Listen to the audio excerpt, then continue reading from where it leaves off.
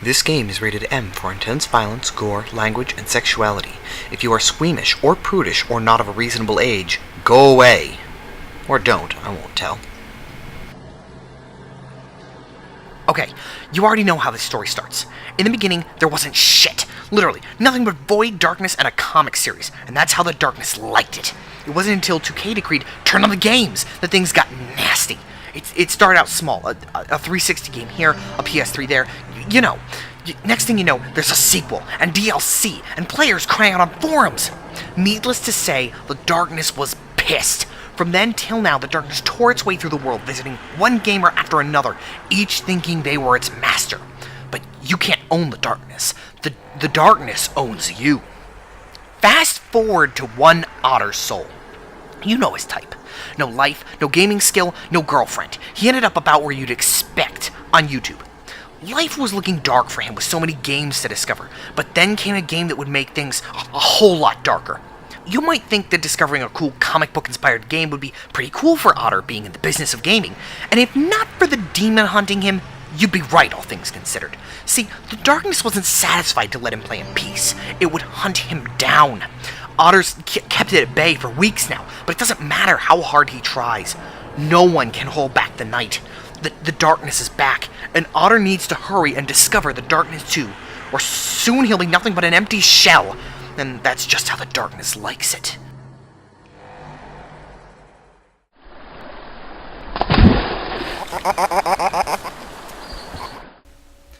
Alright, before everybody starts yelling, no, I haven't played the first Darkness game.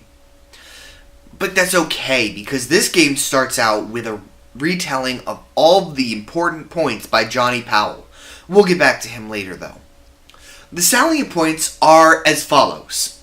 This is Jackie Estacado. He shoots things. He works for the mob and is possessed by the darkness. This is Jenny. Jackie loves Jenny. Jenny loves Jackie. Happy, happy, joy, joy, love bullet in Jenny's head. Jackie kills mob. Jackie takes over mob. Jackie seals away the darkness again, and now you're up to speed. The games are also based off of a comic called, oddly enough, The Darkness. I have also never read this comic, so clearly I am well equipped to cover this game. I mean, what could go wrong over a simple game? You shall perish, Otter. I'm sure that's nothing. Let's get started. This game opens how I now believe all games need to open. With us getting the red carpet treatment and being told to look at boobs. No, you're other right. That's his left. Alright, maybe a bit inept, but it's still good. Nice restaurant and twins waiting for us in tight dresses who clearly have some history with us. Oh shit! Jackie, get down! Before we get a moment to relax and enjoy the cleavage, the restaurant is hit by an unknown group, setting the entire area on fire and giving us the most exciting tutorial I've seen. You have to be dragged through a restaurant of screaming death, semi-gutted women, and janitors with guns. Seriously, what else could set a tone of death and misery so quickly? After living through an explosion, we see Shingles meets Face Herpes the Human, who leaves us with a goon goading us to release the darkness. Well, if he insists. The next few areas bring us up to speed on why this shooter is different than every other one on the market. Your trigger buttons still fire guns like every other game, but you can also attack with the two massive demon snakes on your shoulders. You can slash, smash, pick up items in the environment and use them to impale foes or cut them in half. And if a foe is staggered from being hit by something, you can pick them up and execute them. There are 4 types of executes in the game, each type having several animations, and all of them are awesomely disturbing. One gives back health, one gives ammo, the next a shield of darkness, and the last lowers the cooldown on your special darkness powers. These powers are gun channeling, where you fire pure darkness through your guns instead of bullets, and dark swarm, where you release a swarm of flies that torment foes for a time, leaving them open to some tentacle penetration that could do Japan proud. Finally, you have your darkling. He's a crazy, spindly creature of darkness wearing a fur cap and Union Jack with a ridiculously exaggerated accent. He'll jump onto foes while you fight, tearing them apart before farting all over their dead bodies. A fun character, if kind of racist. I've heard there were more of him in the first game, but honestly I think that would have made the game worse. One of them comes off as cheery and amusing, if slightly obnoxious. I think more of them would have become grating, so I'm glad it's cut down. Continuing on with the story, you fight your way through the tutorial out into the streets and meet up with the rest of your mob. Apparently you don't need the darkness to survive an explosion and massacre, you just need to be a main character. You have to chase the guys who attacked you down into the subway system. This area helps you get the mechanics down outside the tutorial, but doesn't really push the story ahead at all. The final mechanic that becomes important starts to rear its ugly head though. If you are in the light, you lose your darkness powers and you're stuck with only your guns. This might not be so bad on its own, except that all the enemies are balanced around you having darkness powers, so your guns don't do a great deal. You, on the other hand, are also balanced around your darkness powers, so while in the light, one or two well-placed shots will rip you apart. The biggest disadvantage of being in the light is the camera though. The brightness of being in light makes the screen impossible to see as it washes out everything in the environment. This becomes important at the end of the level as we see Jenny standing on the tracks of the destroyed subway, calling us to her in a beam of sunlight. As we run to get to her, another subway train comes hurtling around the bend, its headlights stripping us of our darkness powers before plowing into us. Now firstly, that should kill me. If I die to a couple of bullets when I'm in the light and have to respawn at the last checkpoint, a train barreling full force into me with the light, I'm dead. There are no second options here. Figure out what you want to have happen to us in the light and be consistent, game. But secondly, I'm confused. Jenny's dead. Like, there are very few things that I know for a fact about the last game, and that Jenny is dead is one of them. It's consistent. The last game, this game, the comics. So what's she doing here? But instead of answers, you get confusion. The white light fades out to leave you standing in a hospital in a corridor with some characters you'll meet soon. Getting past the confusion, you run down the hall, only for the game world to return in a flash of light. You're back above ground and giving one of the unfriendly janitors an oral colonoscopy. What was the hospital? We'll get there. How did we get back above ground? Well, who knows on that part. And you will never know. You must not play the game! Well, whatever that was, the sun can't go out, so we'll be safe here. So once you make it out of the subway system by means magical, you head back to your mansion that the mob family lives in. You light a candle in Jenny's memory, get bitched out by your tough old Aunt Sarah, and then you send Vinny off to find Johnny Powell and get tipped off mob style about who organized the hit on you, some guy named Swifty. Between taking some missions, you'll see Jackie sitting in a chair in a dark room holding an ornate handgun. He talks about his past with Jenny, growing up, realizing he had the darkness, and everything that made him who he is today. It's never overly clear where he is, and it never has a real impact on the story, but it will serve to fill him out as a character every time it happens. So you head to the alleys behind Swifty's building, breaking into the pool hall where he's trying to hide and stabbing mobsters with a pool cue to Toonlock's Wild Thing. Swifty runs like the little bitch he is, desperate and throwing expendables at you. Somehow, this pool hall leads directly outside to a car junkyard, and then to a construction zone where you fight the first boss of the game. Swifty in a giant crane.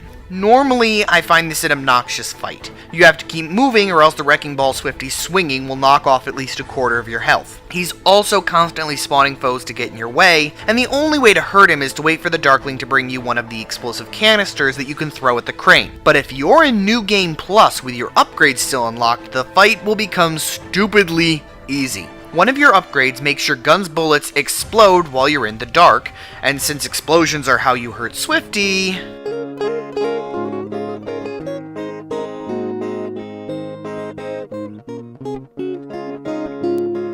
Even with the crane exploded, Swifty is unhurt and able to run away again, because in this game, explosions are just love taps as long as you're not Jackie. You keep chasing him down, rushing back into buildings, and finding yourself in another restaurant as we see Jenny again. We talk to her, dance with her, get seduced into the back room for...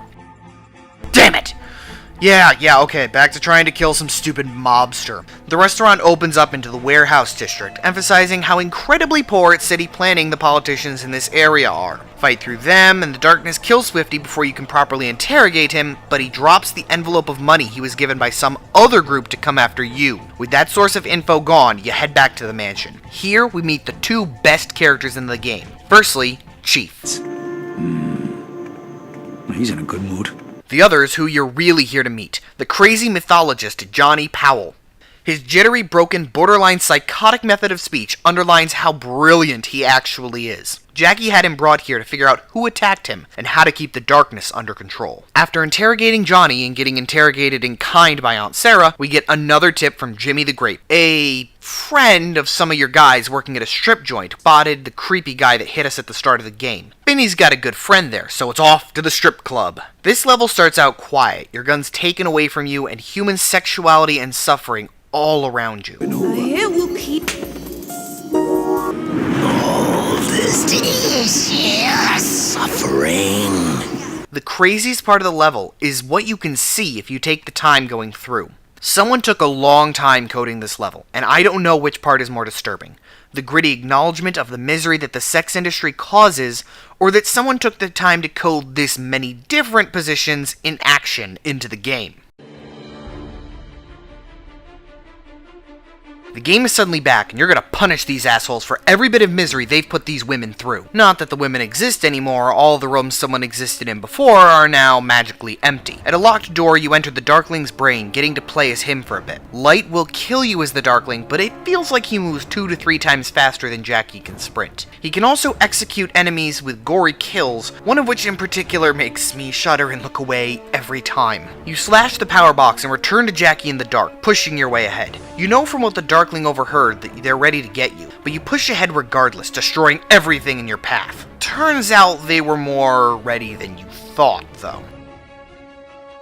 Now this isn't fair. In some of my playthroughs, I've actually defeated everyone in this room and just been left standing in the light. And somehow you are still defeated and pass out. How does that work? Large amounts of light never kill you in-game, only take away your darkness powers. You're still Jackie underneath. As you wake up from the cheating game's railroading, you're in a mostly dark room with Forest Satan and his henchmen, nailed to a cross. Very inexpertly, I might add. Nails are supposed to go through the wrists when you crucify someone, or through the side of the palm into the carpal tunnel. Otherwise, the weight of their body will rip through the flesh and let them fall. You need that wrist bone to lock the metal in place. Then again, what else can you expect from a game that can't decide what happens to you in the light? It turns out this cult knows all about Jackie's power and wants to steal the darkness. They've killed Vinny's friend and hung her up and have invaded your mansion. You're forced to pick between 2 of your men to be shot as the cult desecrates Jenny's memorial, ending the video with another threat. As you refuse to give up the darkness, you slip into an alternate world to argue with it, and it reveals its trump card.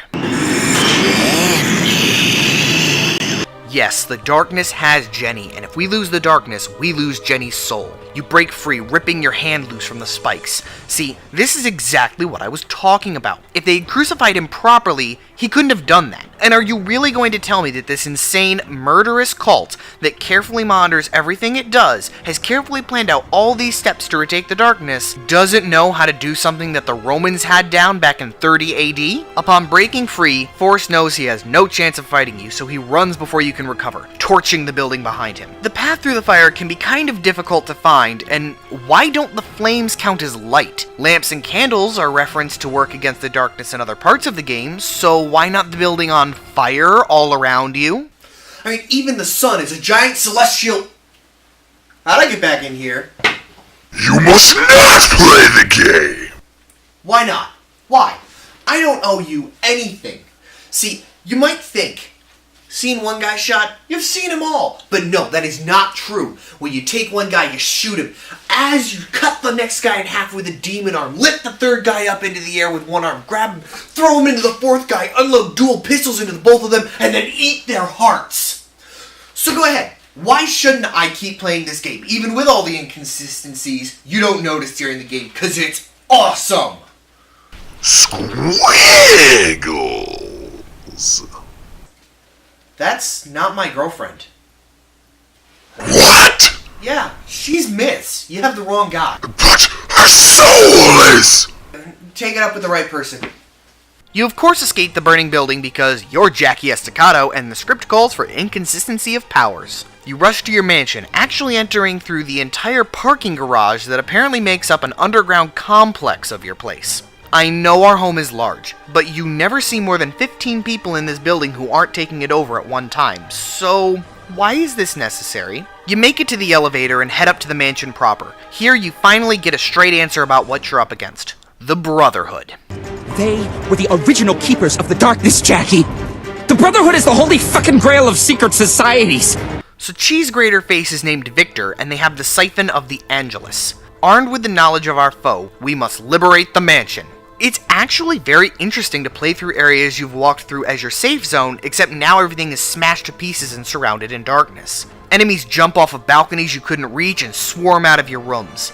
It's a little surreal. In other games I've played, your safe area is going to always be your safe area. It never becomes an awesome, chaotic level that you're already familiar with. You finally make it to your safe room, but they were waiting for you. You black out, waking back up on the floor of the hospital you saw earlier. Everyone you know is here, either as an insane patient or as an orderly helping to care for the others. Jimmy the Grape is Jackie's psychiatrist and Jenny is a nurse. They claim that all of the gameplay is just our delusions dragging us out of reality between the moments of clarity from our serotonin being out of balance. Jackie freaks out for obvious reasons and tries to take Jenny away, and the orderlies pin him down to sedate him. Johnny jumps onto them and distracts them, letting us run away as the other patients and a janitor direct us to the door outside. We enter the bright light and wake up in the study with Johnny. Turns out we've been passed out for several days while the darkness rebuilt our face from a shotgun shell. We've awoken just in time to attend our Aunt Sarah's funeral. The funeral is suitably depressing with pouring rain all around, thunder, and quiet music.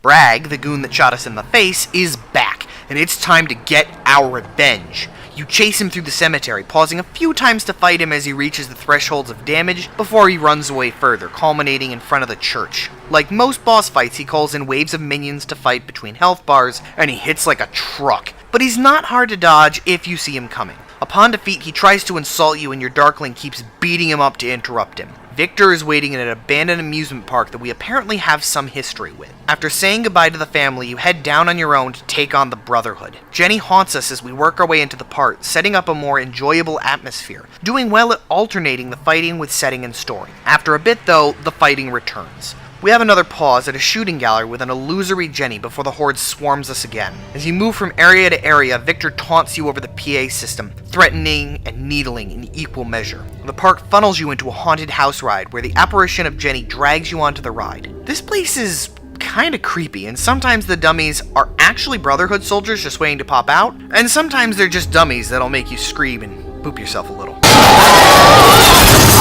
Victor uses the siphon to lock you in an Iron Maiden, closing it on you and knocking you back into the mental institute. You see Jenny, but the goon you killed earlier is an orderly and he keeps you well away from her. Swearing to get a weapon, you search the halls desperately. One inmate tells you to get to the janitor's closet, but it's locked. You don't want to do that, monkey. Hello, monkey! He leads us through a shattered mindscape, explaining that the hospital is an illusion that the darkness created to keep us out of hell. But the darkness is escaping Jackie's body and is weak, so they can slip away and fight back before the Brotherhood can steal the darkness. We awaken the Iron Maiden, suspended high in the air. Jackie cannot escape himself, but the Darkling can try to get to him. You need to sneak through the catacombs as the Darkling, working your way to Jackie. But before you can get there, the darkness is dragged into the siphon, leaving your body. Victor leaves you alone to torture you and let you burn alive. You sprint the last distance as the Darkling as best as you can, but the game is far too frustrating here. The foes are flashlight enemies, and the light kills the Darkling. So you have to kill some Brotherhood to get through because the path is obstructed. But when you kill them, they always scream and every other foe looks in your direction, frying you instantly with their lights. So this part turns into literally run out, kill one guy, respawn, repeat, until you break through and knock down the Iron Maiden. We're actually below our old house, which we realize as we find our father's study. And the best weapon in the game. The shootout is tough without any of your unlocked skills or darkness powers, but the next boss fight is even harder. Another goon has been given darkness powers, and you must fight him off. This begs two questions. Firstly, if we no longer have any darkness powers, why does our Darkling remain? We're told at the start of the game that he didn't exist while we had the darkness locked away, so if we no longer have the darkness, shouldn't he also cease to exist? Secondly, if the siphon is what lets the Brotherhood bestow darkness powers upon others, where did Bragg get his powers? He didn't have them in the mansion when we fought him there, but then he did in the graveyard. Who knows? Explained in the comics, I'm sure. Killing Pratchett lets you regain some of your darkness powers. Practically, this means you have all your powers back, but according to the story, it's temporary and not at full strength. With power restored, you can fight your way through the mansion you lived in as a child, where it is proved that yes, sunlight counts as light. Once in the main entrance to the manor, Victor finally confronts you, forcing you to fight wave after wave of foes in a room full of sunlight. But once defeated, you rush after Victor as he escapes into the attic. His boss fight isn't particularly difficult. He has set spawn points around the room. If he's firing waves of energy at you, just step behind a solid wall. If he's open, just open fire. Upon his defeat, you take the siphon. Victor tries one last time to reclaim it, and you beat him to death with it. The darkness rejoices, believing it has the siphon, before Jackie stabs it into himself, knowing it can destroy him and send him straight to hell. Instead of hell, we wake up back in the hospital, which could pass for hell depending on who you are, I suppose. They lead you to meet Dr. Vic, and they send you to meet Jenny. Before you can, the Darkling intercepts, throwing open a side door for you and calling you away. He tries to lead the way, but the light outside the door throws him, destroying your Darkling for the final time. The orderlies chase us onto the roof as we look over the edge, and Jenny pleads with us that there is no hell. There is no darkness. Don't jump. Stay here with her. We are then given a choice between jumping off the roof or accepting the hospital as reality. As much as I hate hospitals, it is the more realistic explanation. My love must be a kind of blind love. And that could be the game. But, for the sake of it, let's go back and try the other option. You fall from the roof, reality shattering and leaving you in hell. The darkness is screaming all around you, but Jenny is urging you ahead as you desperately try to free her. As you've managed to get her down, she curls into your arms as you hold her tightly, the credits scrolling. No! You released her! See, game's over, nothing bad happened. You can relax. Why is it back? Let go. Oh, no, come on, game. I am too soft. Don't do this to me. Delicious suffering. Fine, I'll press it. Just shut up.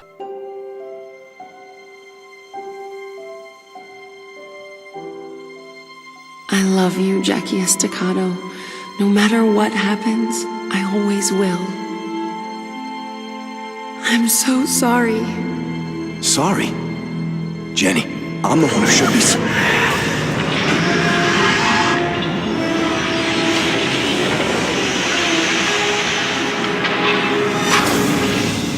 Jenny?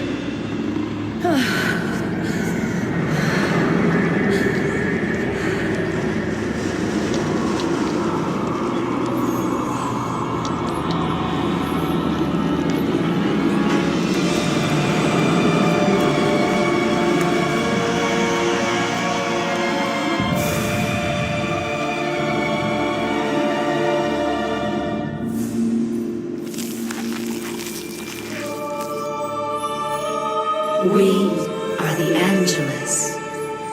The world has gone too long without my light.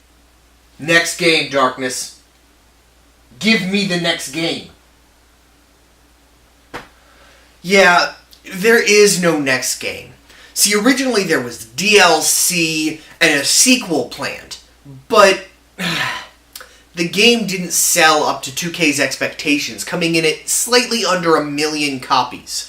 So instead, they dropped all support of the Darkness series and focused all of their attentions into the Borderlands franchise.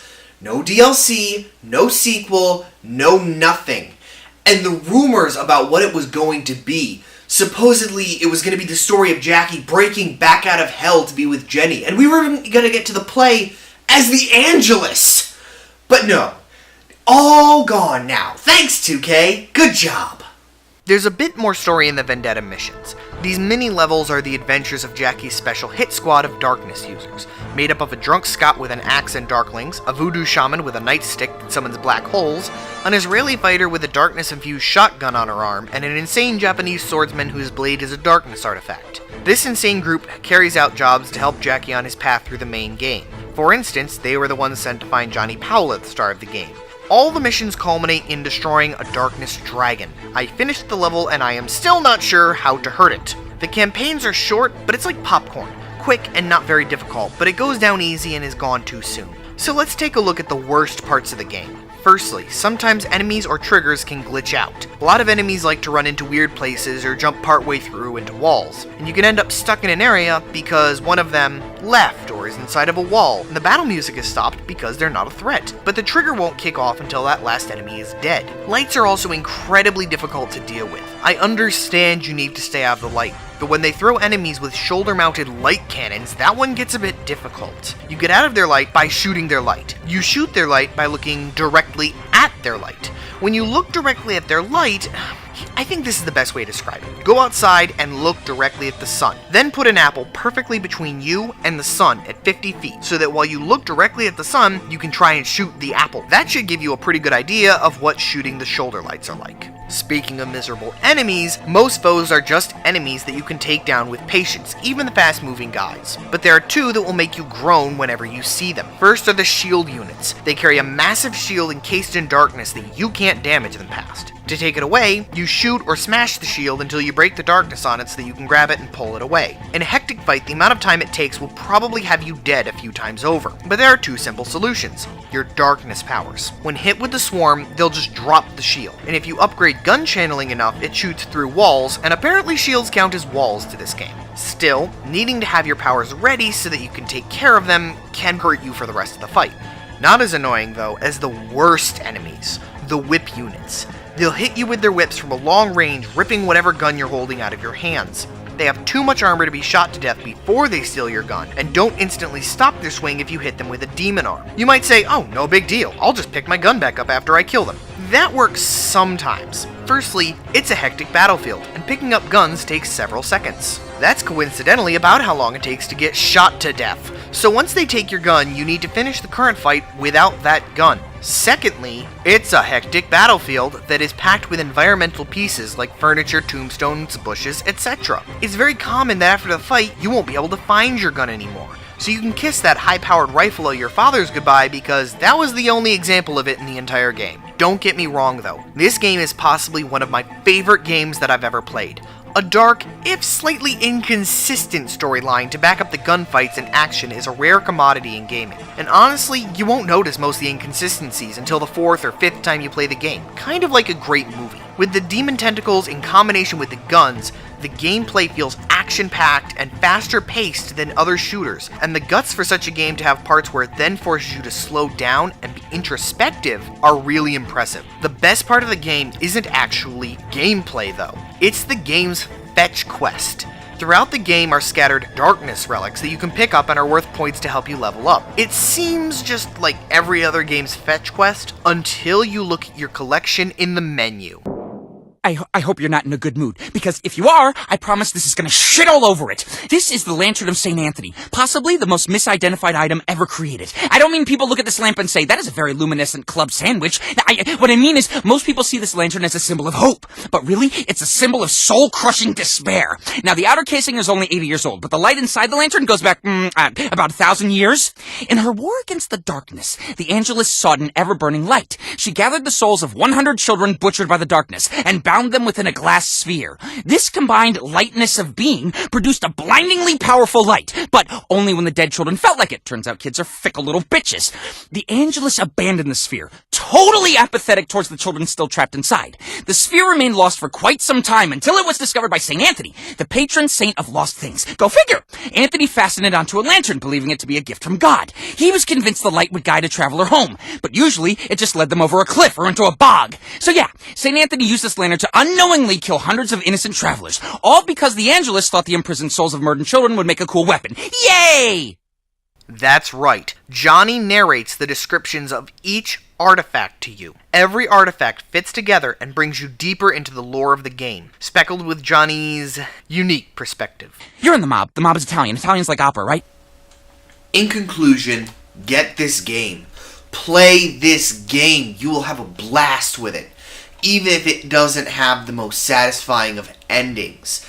That's made up for by how action-packed it is and how fast-paced the combat feels because of the combinations of handguns and the demon arms. And who knows, maybe if we all play this game and we all cry out for it and no backwards compatibility stops being a thing, we'll actually finally get our Darkness 3.